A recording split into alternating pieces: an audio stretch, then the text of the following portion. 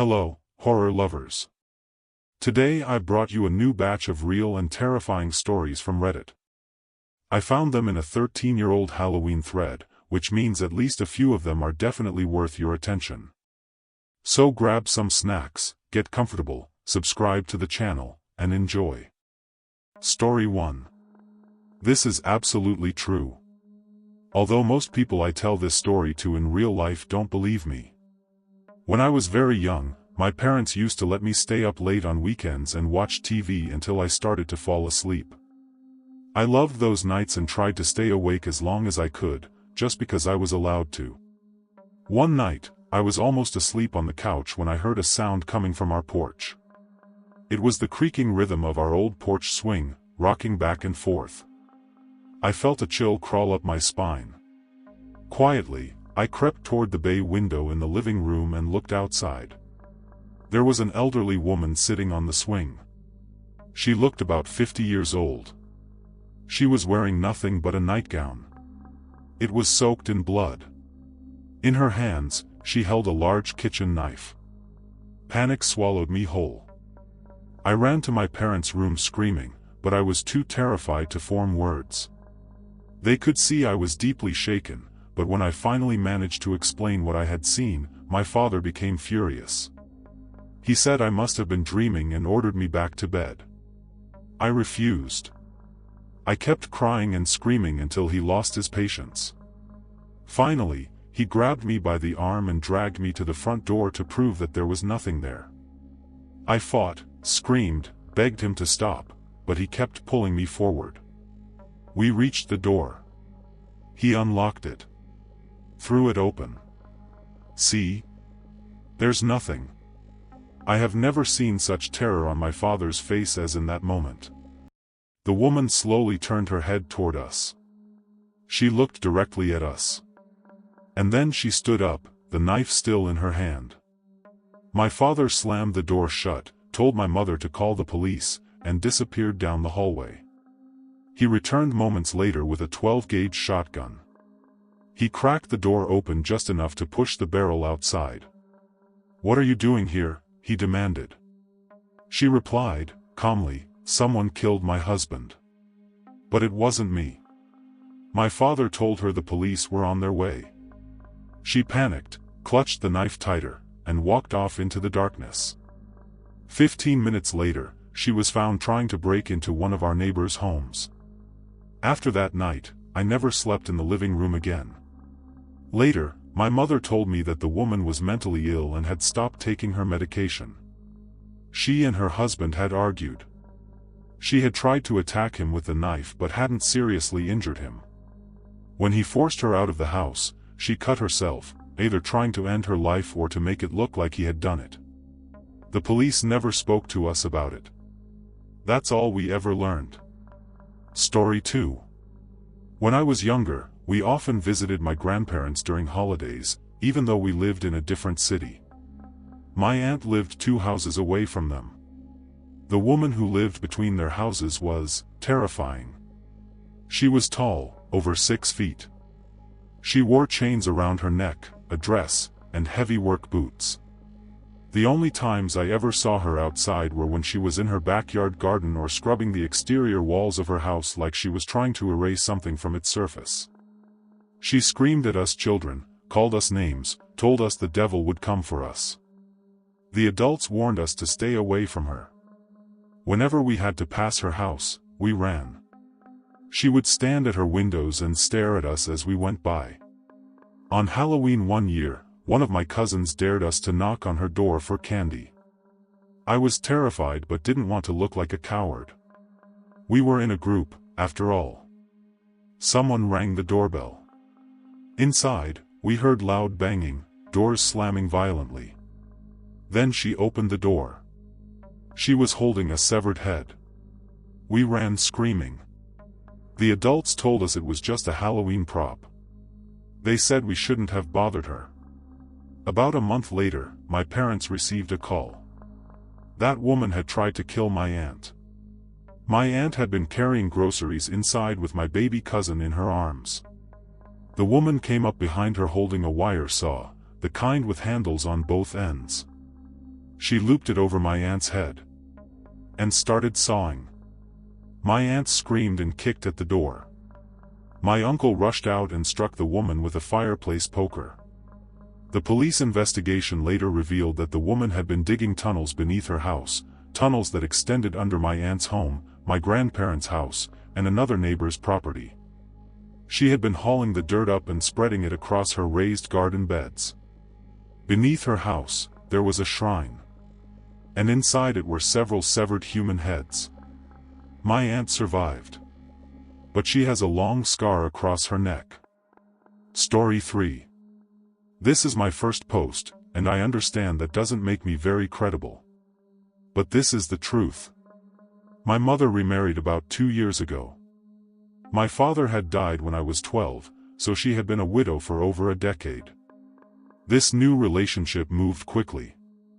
They met, started dating, and were married within 3 months. I didn't know much about him. But my mother was happy, so I tried to support her.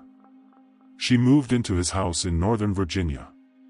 It was isolated, surrounded by hundreds of acres of rolling hills.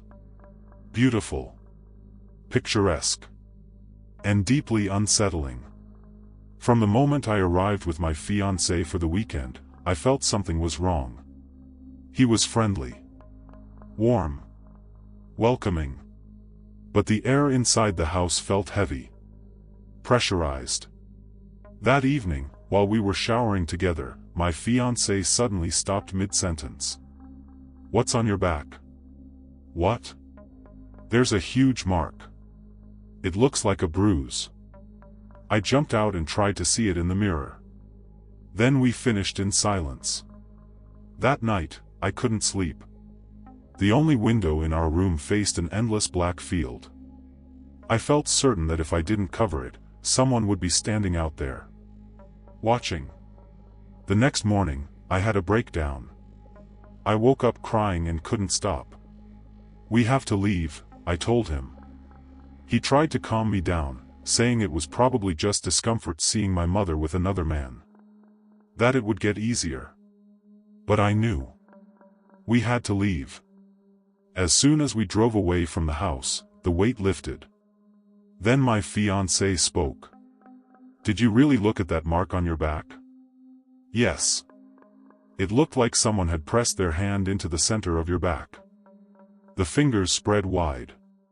The palm tilted. I want to state this clearly, the day before, no one had touched my back, certainly not with enough force to leave a bruise. 3 weeks had passed since then when my mother came to visit. Throughout her stay, she persistently begged me to move back in with her. After her 5th attempt to change the subject, I decided to tell her everything. Before I could even finish my story, I watched the color drain from her face. She confessed that she felt the same oppressive weight in that house. She loathed being there and wanted to flee as soon as possible. Then came the revelation.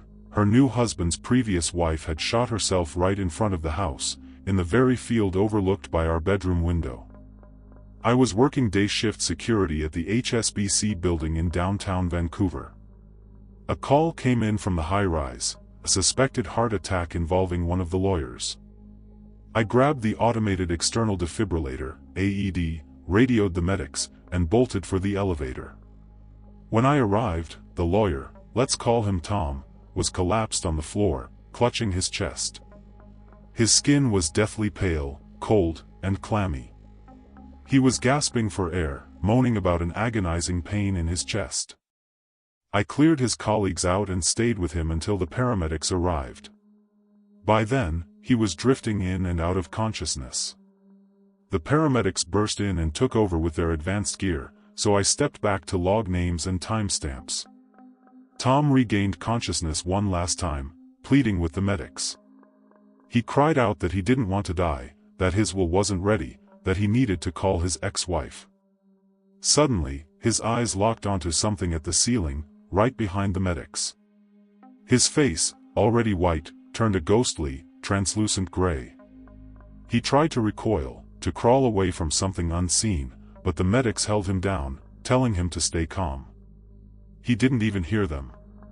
It was as if they didn't exist. I can't believe it. No. No. No, he shrieked. Then, he took one heavy, final shuddering breath, and his heart stopped.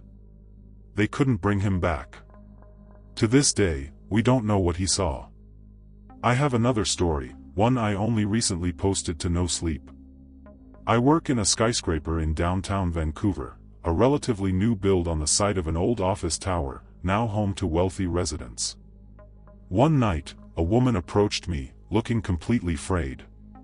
She had moved into her condo just that Friday and complained that a strange woman was trying to get into her unit. She had been alone, unpacking boxes in her bedroom, when a heavy pounding started on the doorframe. She called out, and the knocking vanished. Later that night, around midnight, someone began rattling her doorknob. Again, she screamed and called night security, but they found the hallway empty. Saturday night, it happened again, the rhythmic thudding and the frantic twisting of the handle. Yesterday, I went up with her to inspect the unit and the surrounding floor. Everything seemed fine. However, as I was leaving her apartment, I slammed right into an elderly, silver-haired woman. I jumped back like a terrified child. The old woman just stood there, motionless, peering at me and the resident. "Can I help you?" I asked, trying to fix my tie and regain some shred of dignity. "No," she replied with a chilling stillness. "I'm just waiting for the elevator." As if on cue, the elevator chimed and opened. She stepped inside. I tried to follow, but the doors hissed shut right in my face. I asked the resident to come down to the security office to check the CCTV. I figured it was a relative of a previous owner who was confused and lost. We rewound the footage of the hallway. We reached the moment I opened the door. On the screen, I watched myself jump backward in terror, but the hallway was completely empty. There was no one there. In Winter Harbor, Maine, there is a massive, ancient house. It is perfectly maintained and incredibly beautiful, or it would be, if not for the fact that everyone I know who sees it feels an overwhelming, inexplicable sense of dread. Why the hell is it so creepy? When I first saw it, I felt like I was being watched by a leering old man on a subway. About 7 years ago, a wealthy family moved in, a husband, a wife, and their 2 daughters, aged about 7 and 9. The house was far too large for them. You see, the man who built it was a tycoon who used it as a summer retreat. Over 60 years ago, he moved his family there permanently, his wife, 2 daughters, and his elderly mother, who died shortly after. Years later, an outbreak swept through the area, and within 2 years, the disease had claimed every single member of that family. Back to the present, a friend of mine was babysitting the 2 girls. One had light ginger hair, the other dark ginger. My friend had seen them around town before. It's a tiny community, and they were always quiet but sweet. But the moment she stepped into that foyer, her inner voice began screaming, "Get out! Run!" The parents were perfectly pleasant, but the girls radiated a cold, off energy. The mother mentioned they wanted to play by the boathouse on the shore, which was a fair distance away through a patch of woods. Since it was on the way to their dinner reservation, the parents dropped them all off there. The girls were supposed to lead my friend back through the woods, a shortcut they supposedly knew by heart. It was a summer evening, around 5 p.m. After a few hours at the water, my friend wanted to get back before dark. She called the girls over. They just stared at her, devoid of emotion. That "run now" feeling hit her again. "Okay girls, let's go. It's time to head back." The older girl looked at her with genuine confusion. "Okay, but how?" "What do you mean, how?" "Your mom said you knew the path through the woods." "We've never been here before," the girl said. "What path?" My friend stood frozen, trying to figure out if this was a sick joke. The older girl looked baffled, the younger one just watched her with a dead, hollow stare. Terrified, they took the long way back by the road. My friend spent the rest of the night shivering under a blanket in the living room, waiting for the parents. She had tried to stay in the kitchen, but said the room felt wrong. But that's not the end. A few months later, the mother was exploring the vast house. She entered a sitting room she had never stepped foot in before. Over the fireplace hung a high-quality oil painting of her two little girls. She was puzzled, assuming her husband had commissioned it as a surprise. When she asked him that night, he had no idea what she was talking about. Weeks later, they hosted a dinner for the local community. One guest was an expert on local history. The mother mentioned the painting. The historian, who hadn't met her daughters yet, explained, "Ah, that's the painting of the original owner's daughters. It was painted when they first moved here." The more she looked at that painting, the more she realized it wasn't just a resemblance. It was her daughters. And, having more courage than I'll ever have, they still live there to this day. In 2006, I lived with my mom, my brother, and my cat in a small apartment on the 4th floor. I almost always slept facing the wall to my right, with my feet pointing toward the bedroom door. My cat usually slept right at my feet. One night, I woke up to the sound of the kitchen door slamming. It had a very distinct sound because of the glass panels inside it. At first, I didn't think much of it. It could have been my mom getting water. Or my little brother sleepwalking again. But my cat heard it too. He lifted his head from my legs at the exact same moment I woke up. Then I heard footsteps. Slow, pacing footsteps across the floor. Half asleep, I whispered, "Mom?" Silence. I listened carefully. From down the hall, I could hear my mother's faint snoring. Faint because her bedroom door was closed. The footsteps started again. I couldn't see anyone through the narrow gap of my half-open door, but my eyes had already adjusted to the dark. I could see my cat's ears twitching, tracking the sound. The footsteps stopped. The kitchen door opened. Then slammed shut. Again. And again. And again. After about 10 times, my cat and I were frozen in pure terror. I decided the smartest thing I could do was grab the ninjato lying beside my bed. I collected blades back then, and pretend to be asleep. Eventually, the slamming stopped. The footsteps returned. This time, they were slow. Deliberate. Moving toward my room. My cat bolted upright and ran into the corner. The footsteps reached my door. But the door didn't move. It didn't creak. It didn't touch the handle. And then, I felt it. Behind me. You know how dry ice fog spills downward like a waterfall? That heavy, sinking cold? It felt exactly like that. Only invisible. No mist. No shadow. Just something enormous. And freezing. Right at my back. It felt tall. As if it were standing over me. Looking down at me. I kept pretending to sleep. My heart was pounding so hard I was sure it could hear it. I didn't move. I didn't breathe. And then, it vanished. Like it had dissolved into the air. The next morning, I told my mom. She brushed it off. She wasn't religious. She didn't believe in the supernatural. But a few days later, things changed. She woke from a nightmare one night and told me she felt a presence in her room. She couldn't see anything. Couldn't hear anything specific. But she knew someone was there. The following night, her scream woke me. It was the kind of scream that tears through your bones. I grabbed my ninjato and ran to her room. She was sitting upright in bed, drenched in sweat, shaking uncontrollably. She said 2 men had been standing in her room. One tall. One shorter. They stood only a few feet from her bed, staring at her. The next morning she described them. The tall one was around 6'2". The shorter one around 5'6", with an extremely old face and wearing a leather jacket. She couldn't see the tall man's face. It remained in shadow. When I rushed in, she said they simply dematerialized. The next night, it got worse. Her scream was even more horrifying. This time I was too afraid to move at first. I heard her sobbing, then shouting, "Get away from me! Get the hell away from me!"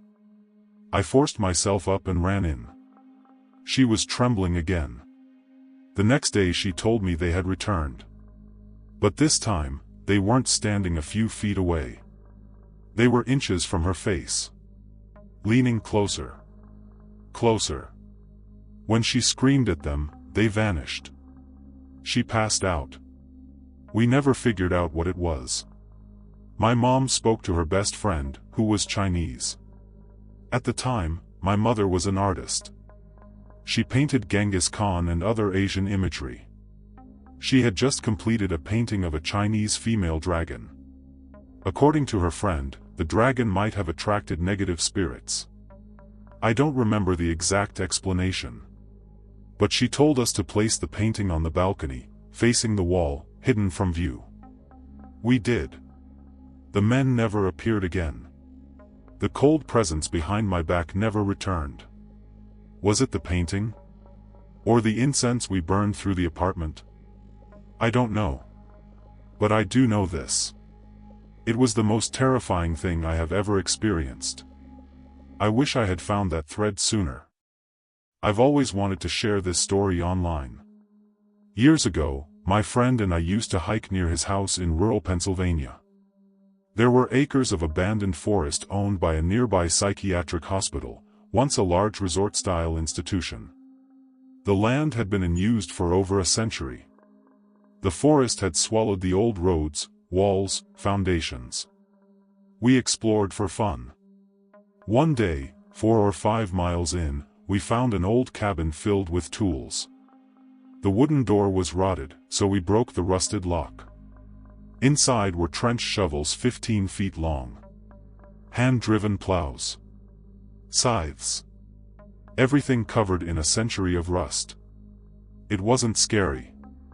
It was fascinating. Then we found a clearing. No trees. Just tall grass. And concrete cones rising from the ground. About 3 feet tall. Evenly spaced. Like a military cemetery.